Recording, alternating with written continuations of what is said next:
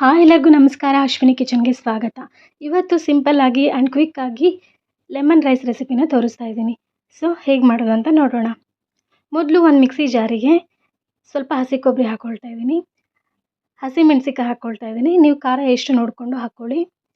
ಸ್ವಲ್ಪ ಕರಿಬೇವು ಹಾಕ್ಕೊಳ್ತಾ ಇದ್ದೀನಿ, ಸ್ವಲ್ಪ ಪುದೀನ, ಆಮೇಲೆ ಒಂದು ಸ್ವಲ್ಪ ಕೊತ್ತಂಬರಿ ಸೊಪ್ಪನ್ನ ಹಾಕ್ಕೊಳ್ತಾ ಇದ್ದೀನಿ, ಸ್ವಲ್ಪ ಬೆಳ್ಳುಳ್ಳಿ ಹಾಕ್ಕೊಳ್ತಾ ಇದ್ದೀನಿ, ಆಮೇಲೆ ಒಂದು ಸ್ವಲ್ಪ ಹಸಿ ಶುಂಠಿ ಹಾಕ್ಕೊಳ್ತಾ ಇದ್ದೀನಿ.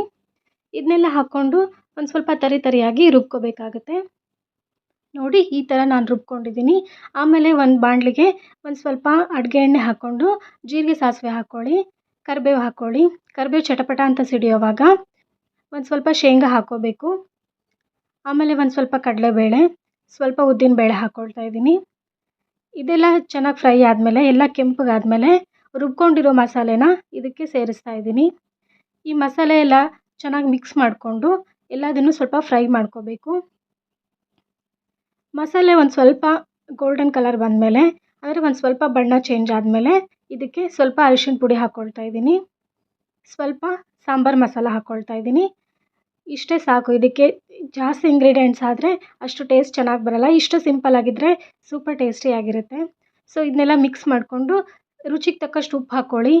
ಇಲ್ಲಿ ಉಪ್ಪು ಹಾಕಿರೋ ವಿಡಿಯೋ ಸ್ಕಿಪ್ ಆಗಿದೆ. ಸೊ ಇದೆಲ್ಲ ಮಿಕ್ಸ್ ಆದಮೇಲೆ ಬಿಸಿ ಬಿಸಿ ಅನ್ನಕ್ಕೆ ಈ ಮಸಾಲೆನ ಕಲಿಸ್ಕೊಂಡು ಒಂದು ನಿಂಬೆಹಣ್ಣ ನಾನಿಲ್ಲಿ ಹಿಂಡ್ಕೊಳ್ತಾ ಇದ್ದೀನಿ.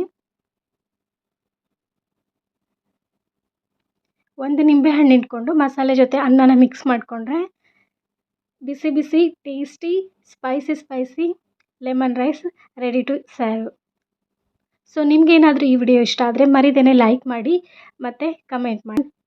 ಹಾಗೆ ನಾನು ಯಾವ ರೆಸಿಪಿ ತೋರಿಸ್ಬೇಕು ಅಂತ ಕಮೆಂಟ್ ಮೂಲಕ ತಿಳಿಸಿ.